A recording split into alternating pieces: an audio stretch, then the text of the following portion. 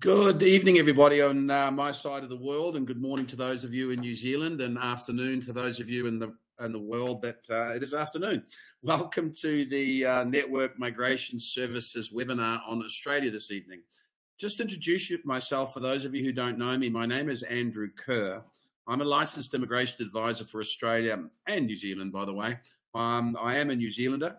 I lived in New Zealand for 20 odd years, Australia for 10 years. And I've now been based in South Africa for 30 odd years, and I've owned Network Migration Services for those 30 years. I'm a licensed immigration advisor, as I mentioned earlier. MARA registration number's on the very first slide there. So if you ever want to check anybody's registration, if they give you immigration advice, please ask for their MARA registration number, or if it happens to be New Zealand, their immigration advisor's registration number. And if just on that point, especially in Africa, there are a few organisations that allow non-licensed agents to give immigration advice. For Australia, ironically enough, offshore, you don't legally have to be licensed. I am, but you don't legally have to be. And I think the feeling well, for New Zealand, you have to be licensed if you're offshore or onshore. But for Australia, you don't. And Australia's been talking about making licensing mandatory for offshore agents for many, many years. They just haven't done it. And you just need to be careful, ladies and gentlemen. You know, I hear some horror stories from people that are getting advice from people that aren't licensed or work for non-licensed agencies, or that supposedly give genuine and right advice. And 99 times out of 100, it's actually wrong. I won't go into some examples of it, but just make sure, especially in the initial consultation that you do with any company that you're purporting to or potentially going to be employing or engaging the services of to do your migration process, that they are licensed. And I'll tell you why, quite simply, is when you engage the services of a licensed agent, the agent or the company, when you pay them service fees, your money is held in trust. And the agency, as per the agreement that you signed, can only draw against those funds as and when certain stages of your migration process is actually started and or achieved. And if you're using a non-licensed agent and there's an issue, you know, like maybe not following through or doing something right or wrong, etc., not right, of course, then you've got no comeback at all. You can't report them. You can't do anything about it, because if they're not licensed, then MARA can't do anything about it. And MARA stands for the Migration Agents Registration Association. It actually, complete terminology is OMARA, the Office of Migration Agents Registration Association, and my registration number is there. So yeah, won't harp on it too much. Just make sure you're going to use a licensed agent, because offshore, they don't actually have to be, so be a bit careful. I just wanted to say thank you for Ruan for setting up this evening. As always, Ruan is our marketing manager. I wanted to greet Desiree Lindeque. Desiree is our operations manager for both Australia and New Zealand. She is based in New Zealand. She's also a provisionally licensed advisor for New Zealand, and will become completely licensed later this year, when she'll also do her MARA registration as well. And also, hi to Liz. Liz is head of our HR department. Liz Fillion, and Liz runs literally our recruitment organisation within the company, and also we have an outsourced recruitment company that we actually own as well. So when it comes to that all-important process of helping you find a job, Liz is your go-to person. Tonight is going to be relatively quick, ladies and gentlemen. I'm going to let you take screenshots of slides when it comes to the points test. I'm going to talk about basic different types of visas, etc. But the main visas we're going to be talking about tonight are skilled migrant. And when I come to a slide shortly, I'll explain some other visas in short term. But they are basically skilled migrant visas, or points-tested visas I'm going to talk about tonight. On the first slide, you'll see that I'm a member of the Migration Institute of Australia. Again, that is not compulsory, but we love being a member of them. They keep us up to date with changes that are going on in Australia. Major reason for that, of course, is you can't actually contact Department of Home Affairs in Australia. They won't deal with you as an individual or as a MARA agent, which frankly is quite outstanding, but it is what it is. So MIA is an organisation that migration agents are members of. And you have to be licensed to be a member, of course, and we pay an annual fee. By the way, on our registration, we have to keep that up to date annually. we do CPDs every year to maintain our registration. So just also a thank you to our service providers. We have 3 divisions within our company. One division, of course, is the visa division, and that does all of the visa work, lodgement, submissions for yourselves and your family, and taking you from the inception stage all the way through to, of course, you obtaining your visas. The other division is the relocation division, which I'll talk about a little bit later as well, just touch on. It's run by Rose Nightingale. Rose is actually my wife. And Rose, we are partnered with absolutely everybody to do with your migration process, from Bidoffs, the moving company, to Flight Centre, of course, when it comes to flights, to point capital, when it comes to opening bank accounts overseas and shifting funds, to Pearson's, the English Testing Centre, Animal Travel, which of course is self-explanatory, Commonwealth Bank of Australia, Pam Golding, for those of you in Africa and some parts of the world, you'll know who that is when it comes to selling your home. And Apex Advice I've left on this particular slide, although with our specialists for New Zealand, they can also advise you on situations, coming to and potentially for Australia as well. So thank you to our service partners. Just to mention, we do these particular webinars every 3 weeks on a Wednesday night at 8 o'clock South African time. But for the first time in a long time, we've started doing face-to-face seminars at Bidoffs centres, and thank you to our partners Bidoffs for allowing us to do that. We did one a couple of weeks ago in Johannesburg, and we have one coming up in Durban at Bidoffs in Pinetown. If you would like to be, if you are in the Durban area, the Durban, Pietermaritzburg area, and you'd like to be invited to that particular face-to-face seminar, myself and Evan Brown from Point to Point Capital will be presenting that day, and Bidoffs, of course, will be presenting that day as well. It's quite quick. It's about an hour and 10 minutes. It's face-to-face, so you can ask as many questions as you want. And if you want it's on Saturday the 17th, which is next week Saturday, not this Saturday. It's the Saturday after, at the Bidoffs Centre in Pinetown. If you want those details, either email Ruan at networkmigration.com, because he's organising it for everybody, of course, or me, and we'll send you the link and you can book for that particular face-to-face seminar, excuse me, if you are in the Durban area. Oh, Ruan, you've already announced it. Thank you. Didn't even look at that. Thank you so much, Ruan. So if you have any questions or queries, starting from now, please type them into the chat room. Desiree will answer. Liz can answer them if it's on particular job hunting or that type of stuff. If it's on marketing, of course, Rowan. If it's on anything else, I'll answer them. I'll go through the questions at the end. So let's just jump into slide 1. All right. Network migration has been around since it was franchised in the 80s. But the company started in South Africa in 1989. And I joined the company in 1993 as a consultant for New Zealand and Australia in those days. And then in 1996, I had an opportunity to purchase the company, so I did. So I'm the owner and director and licensed agent of Network Migration. And between Australia and New Zealand, we've immigrated in the last 30 years. 18,000 families. Up until about 6-7 years ago, most of our clients were based in Africa. Most still are. But clearly with technology today, with Zoom and Skype and Teams and Google Meets and so many ways to meet people, we've got clients all over the world, as far away as Ireland and China and the Philippines and the UK and Canada. So we are literally the one-stop shop. I'm going to go through the Australian visa and points shortly, question and answers, Q&As you can ask all through the process. And I've already talked about relocation and our partners. And if you want information on our relocation assistance, that is all free. All our emails are at networkmigration.com, and then it's our first name. So if it's on relocation and our partners and those sorts of services, contact Rose at networkmigration.com. Desiree and I have already put our emails there, Desiree at networkmigration.com or Andrew at networkmigration.com. If you want information on Australia, or New Zealand for that matter, but if you want information on Australia, because we're specifically talking about Australia tonight, then just email me or Des, and email me your queries or questions with your CVs if you want to be assessed. And I don't care what the CV looks like, ladies and gentlemen. We don't care at the moment. It's only coming to us. It doesn't have to be pretty, whatever. We write the CVs anyway. We do your LinkedIn profiles. It's part of our services.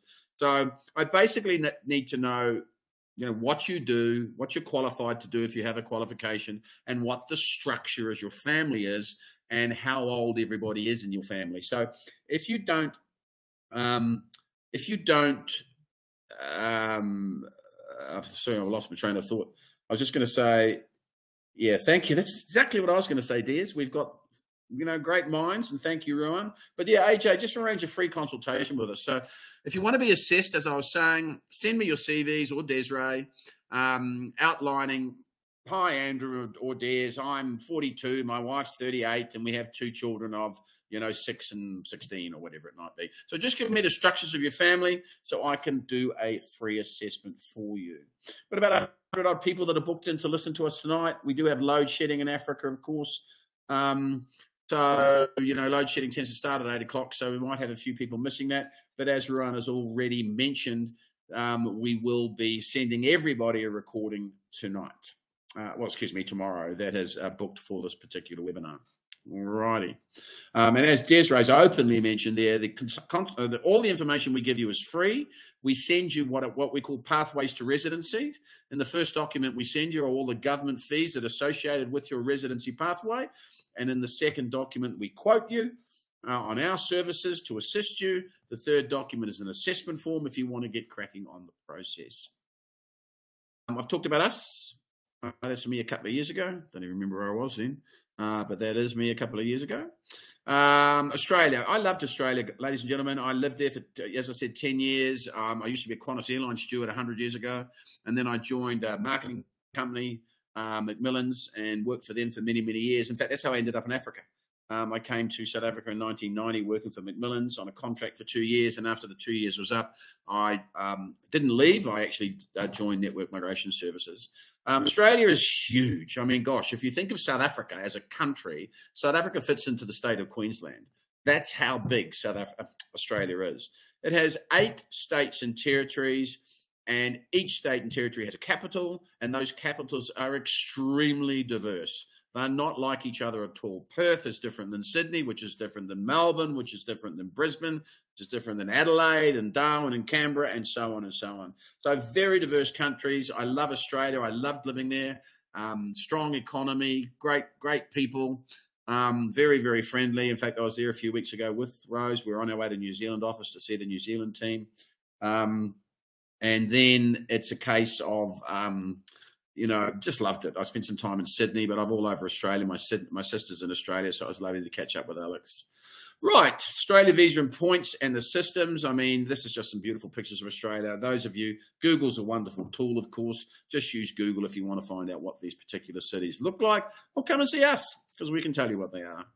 Right, skilled migrant is what I'm going to talk about mostly tonight, the skilled migrant visa category, but there's not a visa on the planet that we do not do.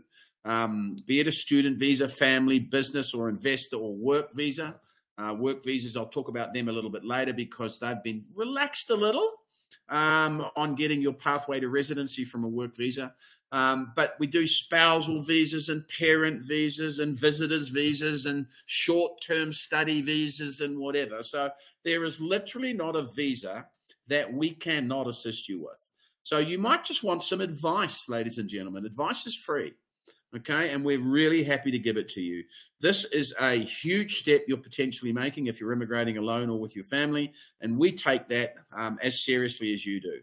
And our success rate is after 18,000 families, is as close to 100% as you can possibly get, and in fact, it would be over 99% our success rate. The bottom line is we will not take you on if you're not going to succeed or have a 99% chance of succeeding. Okay. As I said, I'm going to talk about skilled migrant today, and there's a few things that I just need to point out.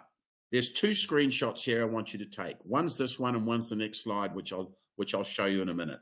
So just take a screenshot of this slide, please. And on this particular slide, let me talk about some issues that you may or may not be aware of. You'll notice the points for age on the top left-hand side of the slide you're looking at. Now, clearly, from 18 to 44 years old, you can immigrate to Australia if, of course, you pass the relevant assessments and English languages, etc., which I'm going to talk about in a second. But you'll notice that the cutoff age for Australia is 45. And that is the cutoff when you are selected and you've paid the processing fee. And if you're going in on a 189, 190 or 491 visa, which I'll explain in just a second, they are visas which the 189 and 190 is permanent residency straight away, and the 491 leads to permanent residency after 3 odd years if you're earning a certain salary, which I'll touch on in a minute. But what happens with Australia is when they invite you to apply, in other words, when you're selected from the expressions of interest pool by DHA Skill Select site, you then are told you've been selected, you've got a certain period of time to send them all the information, of course, that you've claimed when you've lodged the application, and they will then ask you to pay their fees. And if you're coming from African countries, the fees are based on Australian dollars, not New Zealand dollars, Australian dollars. And giving you an example at the moment, the Aussie dollars to the rand is probably, I didn't even look today, to the New Zealand dollars nearly 13. So to the rand, to the Aussie dollar, rand to dollar must be about 13.40. I'm guessing, but you could easily just use a Google calculator to look that up. But maybe, Ruan, if you're looking at the moment, you might want to actually say, you might want to just sort of say, you know, what that particular exchange rate is, although it doesn't matter at the moment. I can make the screen bigger. Sorry, my apologies, guys. I will do that now. There we are. I hope that helps. It means I can't see the questions. Apologies, but I'm sure Desiree and Liz and Ruan will just handle those. I'll just make it a little bit shorter in a minute. But points for age, you can see there. So the moment that you pay them their processing fee, then your age freezes. Even though it still might take 3-6 months for the visa to be granted, the moment you've paid them, your age actually freezes. Just coming down that on the top left, you'll notice your points for English: competent, proficient, and superior. There are about 4 English tests that you can sit, but that depends on your qualification. So don't just go ahead and sit an English test because it might be the wrong one. For example, we use Pearson's and British Council, the IELTS test mostly. Pearson's is accepted by most assessing authorities, but not all of them, whereas British Council is pretty much accepted by all assessing authorities. And you'll either get competent English, which is 0 points, which, for example, if you're marking yourself out of 90% on an IELTS exam, competent is 6 points, 60%. Proficient is 70%, and superior is 80%.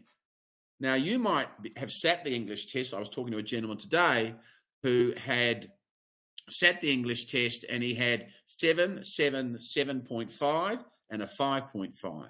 Now, that means he couldn't lodge the application because that 5.5 is not high enough. He would need to be on at least 7 as the main applicant or proficient English in order to be successful with claiming the points for 10 points. Okay?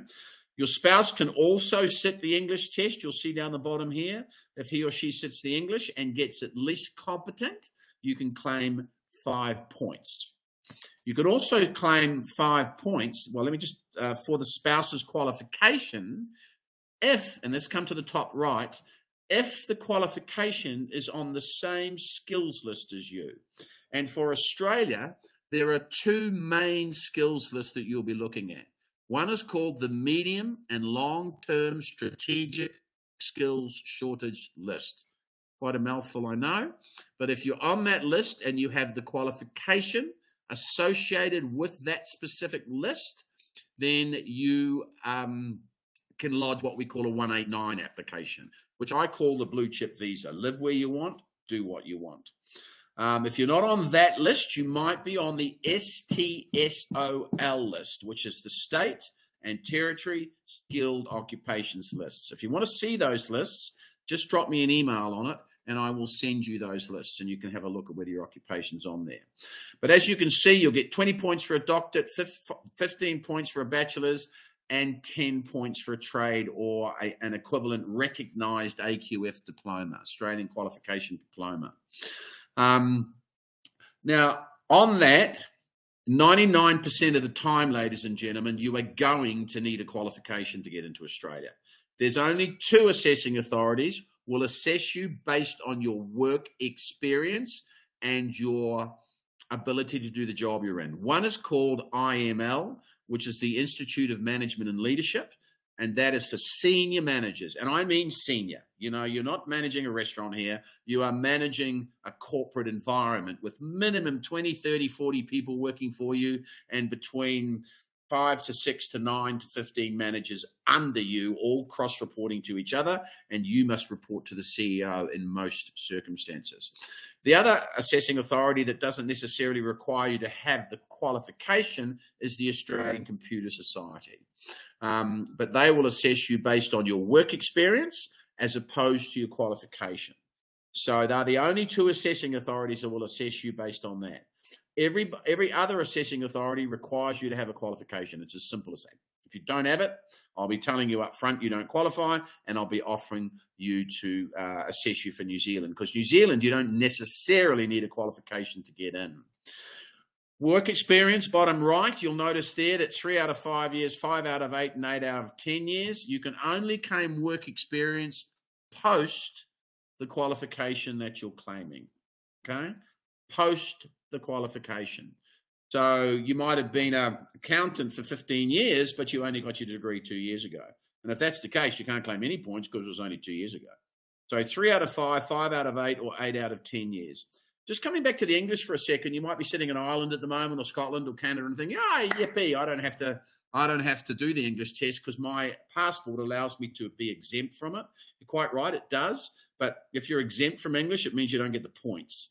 So even though you might have a British passport, you might still need to sit the test because, of course, you need the points allocation in order to get to a minimum 65. I just want to escape that for a second to see if there's any questions. No, there's not. Let's just go back. I'm going to go to the next slide now, and I'll make it bigger, Alvina. Don't worry. There we are. Right. So if you, on this slide, pretty straightforward. If you qualified in Australia, you can see at the top, with a certain qualifications, you'll be able to claim 10 points. And then if you're, I've already done this one. I just wanted to reiterate it on here for a couple of things. If your spouse has a positive skills assessment and sits English and is under 45, and of course the qualifications are on the same skills list as you, then you can claim 5 plus 5, which is 10 points. If you're a single applicant, you can actually claim 10 points. By single, I mean you are single. You have no dependents, no spouse, etc. If your spouse is an Australian citizen, you can also claim 10 points. It's a bit weird, really, because, of course, if your spouse is an Australian citizen, you might just as well do a spousal visa to get you in. It's a little bit more expensive to do a spousal visa. The processing fees are actually double what a normal fees are, not ours, but the government fees are. But it's a straight-up way of getting you in. If you've been living with an Australian citizen or permanent resident for 12 months, then you are deemed a common law couple. Even if you are not married, you can still get in as the spouse. But if your spouse is not an Australian citizen but common English, you can see there is the 5 points. So I've slightly duplicated this slide with the previous slide. And then, of course, you've got the 189 visas, which is, as I said, blue chip, live where you want, do what you want. And then you've got the 190 and the 491. Now, they are sponsored either by a state, which the 190 is the sponsored by a state, or a 491, which is either sponsored by a state authority or sponsored by an eligible Australian citizen or resident. On a 190, as you can see by the bottom here, you are given 5 bonus points for a 190 application, as long as the state, of course, nominates you. Now, what happens with us is we have 24 team members that work with Network. 4 of them are in New Zealand, and the rest are basically based in our offices here in Johannesburg. We do have 2 distance people. One is Caitlin Barclay. She works out of London. She's been with us 8 odd years. Caitlin, she's brilliant. And our new team member, who's also showing how brilliant she is Samantha Noren. She works out of Cape Town. But everybody else works in our Johannesburg office. Now, if you're sponsored by, once you come on board with us, you're allocated a file manager, and a file manager works with you and me, of course, on that all very important process of submitting a successful application. And it means that your file manager would actually monitor the states for you, because the states are allocated at different times of the year by federal government. They're allocated certain numbers that they can allow or be allowed to sponsor in. If it's a small state like Canberra, they might only be 2,000 or 3,000 applications a year. If it's a big state like Queensland or South Australia, they might get something like 5,000 applications a year. So Australia reboots their immigration process at the beginning of their tax year, which is July 1st to June 30th. But the states select randomly throughout the year. And once they've hit their allocation, they close the state, which doesn't mean you can't get in. It just means you've got to wait until they've given their allocation again by federal government before you can submit the application. So the bottom line is get on with it. Get yourself into a situation where at least you're loaded into the expressions of interest pool. And you can load multiple applications, because when you're loading an application, it doesn't cost you. So you can load a 189, you can load a 190, and you can load a 491. Now, the difference with a 491, it's a visa that came out in November 2019, just before COVID. And if you're sponsored by a eligible Australian citizen, that citizen must be, or permanent resident, your mother, father, sister, brother, son, daughter, uncle, aunt, niece or nephew or first cousin. But if they live in Sydney, Brisbane or Melbourne, they are not allowed to sponsor you. And frankly, I wouldn't do a 491 family sponsorship anyway. They're given very low allocations by government, and the process could take anywhere from 5 to 8 years before you're actually selected and you know, asked to apply for residency. So I wouldn't do a family-sponsored 491. I would rather do a state-sponsored 491 where you're on that specific state. Now, a 491 quite simply means you are granted a 5-year visa. In that 5 years, you are still eligible for healthcare and schooling. So even though it's temporary, and most temporary visas into Australia, you're not eligible for healthcare and schooling, but even though it's temporary, you will be eligible for healthcare and schooling. But for 3 consecutive years, when you take the visa up, and you've got about a year to take it up, you must earn $70,000 a year, the main applicant, and which is pretty easy in Australia, and you cannot live or work in Sydney, Brisbane, or Melbourne. Be careful there, okay? So if you live in those cities in those 3 years, you'll be ineligible after those 3 years to get that caveat taken off your visa. In fact, you'll be in breach of your visa conditions, and they'll and if they discover it, which they will, they'll deport you. All right? So because you'd be working illegally, technically, okay? The other thing I wanted to point out here is 65 points. Now, 65 is the points that are required to lodge your application. But doesn't mean you'll necessarily be selected on 65 points. So why? Don't ask me, because I don't make the rules. But up until about 6 or 7 years ago, first of all, the points were 60 until about 3 or 4 years ago, and everybody on 60 was selected. Straightforward, you got 60, you were in, you were selected, given an invitation to apply, you paid them the money, bang, the whole process, you know, 9 to 12 months later, you were given your visas, okay? But in the last 4 or 5 years, Australia has become, shall we say, a floating selection mark, or DHA has a floating selection mark. Giving you an example, if you're a diesel mechanic or a tradesman, it's extremely likely that you will be selected on 65 points, okay? But if you are an accountant or an IT professional, they're not being selected on anything less than 80 to 85 points at the moment. So let me run through this process, what happens. If you engage us, we send you a starter pack. The starter pack is a documentation checklist of what we want. Sometimes you'll be required to sit the English test up front before we can send the skills assessment off. Sometimes you won't. Sometimes you can send the skills assessment off and do your English at your leisure while you're waiting for the skills assessments to come back. Once the skills assessment and the English tests are done, we can then load multiple applications. We can load a 189, 190, and if necessary, a 491, because as I mentioned, it doesn't cost. We can then monitor what's happening. And what Australia does, as I've already talked about the states being allocated, but federal government normally selects every 12 weeks. The selection was due to happen at the end of January. It didn't. It happened in December. And the reason it happened in December is because it didn't happen in October or July last year. They didn't select at all. And a lot of that was due to the aftermath of COVID. They're literally playing catch-up tennis at the moment, especially when it comes to trades. Tradespeople are taking a lot longer to be assessed by certain assessing authorities because they've just got a huge backlog. Anyway, so I will, in the emails that I sent you, and of course, if I send you a pathway, you should have a face-to-face or a Zoom, a Skype, a Teams, or a Google Meet, just so I can run you through it, because I'll tell you what the occupations are being selected on in the last selection. Now, giving you an example, the only occupations that were selected in December were healthcare and education. No one else was selected at all. Okay, so once you load your application, you can stay in the expressions of interest pool for 2 years without being selected. And after 2 years, if you're not selected, you can clearly just reload your application and put them back in the pool.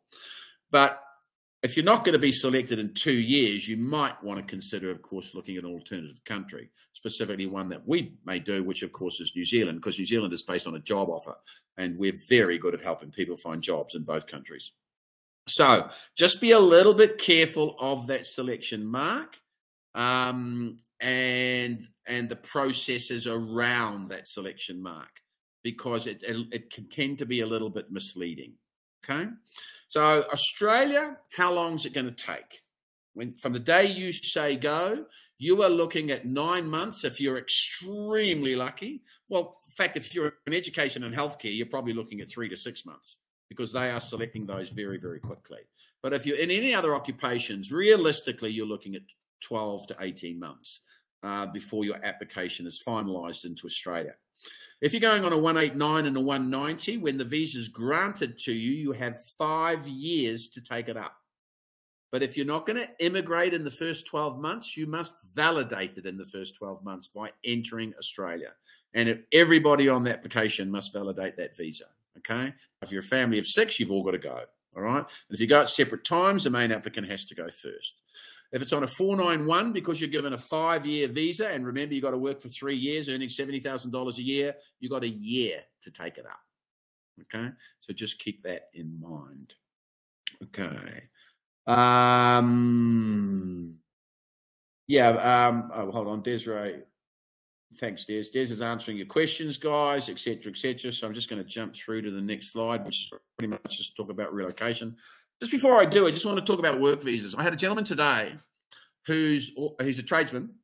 He's already sat his English test, but unfortunately, he's the one that only got 5.5 for English, so he's going to have to sit it again if he wants to go for Australia.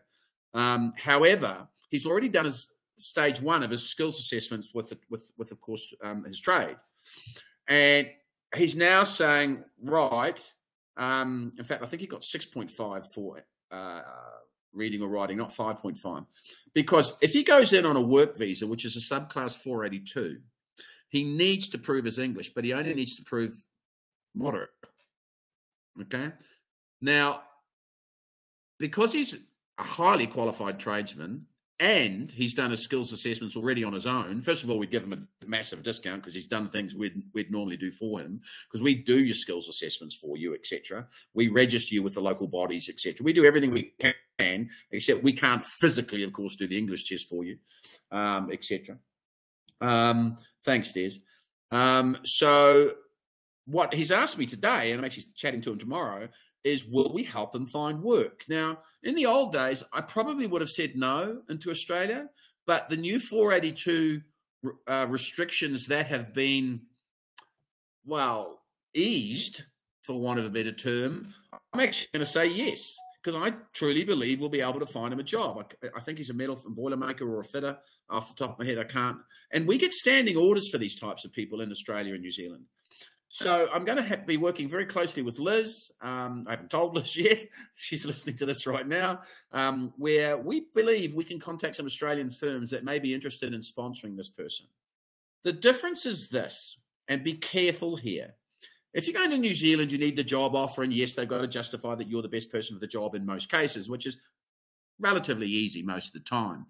If it's Australia, you have to receive from your employer an approved nomination application. So they've got to lodge an application with the Department of Home Affairs in Australia to become an approved sponsor. It's not that complicated to do, and in fact, we can do it for them. Desiree's an expert at it. We can actually do it for them. We charge them a fee to do that. And then once they become an approved sponsor, they are allowed to employ you. If you are a tradesman, you have to have your skills assessment done. You have to. Otherwise, if you lodge an application, even though they sponsor you, and you're successful with selection, they'll just decline it because, of course, you haven't done your trades test. But other occupations, some other occupations don't require a skills assessment. They would require you to have the job offer. And normally, on a 482, it's issued to for a maximum of 4 years. 2 years normally with 2-year option, okay? And under the old rules, in those 4 years, you could convert to residency in the 3rd year, but only if you had the relevant qualification. And they've taken that away now. So if you get in on a 482 visa where you're sponsored in the first 2 years and the company wants to agree to sponsor you for residency on a 186, then they can in that 3rd year. So it's just opened up the work market in Australia, if you like, for being able to help people, get in with subclass 482. So we're going to start helping them find potential sponsors. A lot of companies are already pre-approved sponsors. We're not going to, we'll just contact a few. But if they're not an approved sponsor and they want to become one, clearly in order to hire people, then we can help them with that. But a lot of them are not approved. But there's hundreds and thousands of companies that already have approval in principle to become an approved sponsor. Astrid, that's an extremely good question, and it's going to take a while for the girls to answer that, but you have to do conversions. The conversions take a while, and they're not cheap. All right, you're looking at anywhere, probably in rands, if you're in South Africa, you're probably talking about 200,000 odd rand and a good 2 years to do those conversions. We can send you the process, Astrid, no problem. And we've had clients over the many years we've done this. I've probably had a dozen clients do the Australian conversions. But the conversion, not only do you need to do the conversion, but once you've completed it, you need to fly to Australia at the beginning of the year for the ceremony in Sydney for, of course, you to be admitted to the bar. So it's quite a big process. You might want to consider New Zealand, Astrid, because you could go into New Zealand as a paralegal or a legal secretary or work in a legal field, i.e., work for a bank or work for a law firm or work for an insurance house or whatever, and then you could do the conversions on shore. And then once you're registered with New Zealand Law Society, you can use the Trans-Tasman Agreement, which is cheaper and faster, to register you with the relevant authorities in Australia. Thank you. So just contact me, Astrid. We've got the processes. I can send you New Zealand and Australia. Costs involved with doing it all, and then if you want to have a consult on it, let us know. Right, guys, it's I've gone on for about 40 minutes, and that's quite a long time. I didn't realize I was talking that long. So I think in summary for Australia, if you qualify, I'll tell you. And I'll tell you the processes and whether you're likely to be selected on the relevant points you're on. I'll quote you on the procedures, the costs, the timeframes. And then if you engage our services, we'd be honoured to assist you. And if you decide to go and do it yourself or use somebody else, we would wish you all the very, very best. And don't forget our relocation assistance, which is free services run by Rose's division. That's things like, once you've got your visa, by the way, for Australia, we will do the same job search training work with you that we do for New Zealand, because New Zealand, to get into New Zealand, of course, Mara-Lisa, I'm not sure of the question. Des, you might want to answer that. So we can assist you with finding work in Australia, especially when you've got your visa, of course, because finding work in Australia when you've got your visa becomes quite easy. So part and parcel of our services for both countries, very much heavily involved with New Zealand, because without, of course, the job offer, you're not going anywhere. But for Australia, when you've got the visa, remember you've got a year to take it up. So in that year, we can work with you and put you in touch with recruiters and or potential employers that would be looking to hire you. All righty.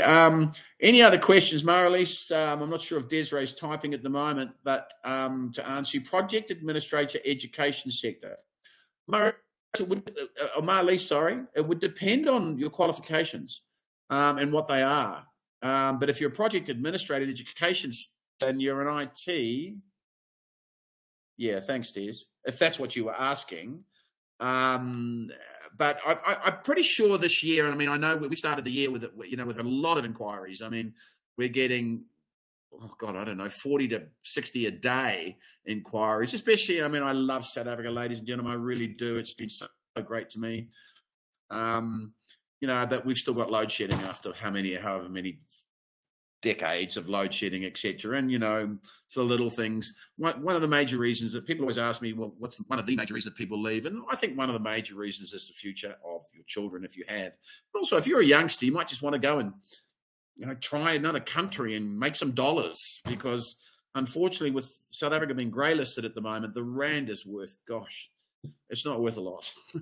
And especially if you're traveling overseas and spending Australian, New Zealand, Euro, US, Canadian, pounds, whatever, etc., etc. Yeah, Criselda, yes, we do, but not necessarily for Australia. New Zealand, yes. Australia, it's extremely difficult to find a sponsor to get in as a caregiver. Although, Liz, you might want to answer that if you can. But Criselda, if you're a caregiver, the likelihood of you getting into Australia is, with all due respect, virtually zero. Whereas New Zealand, of course, you're quite in big demand as a caregiver. So try and send us your CV and we can send it you the basic processes, etc.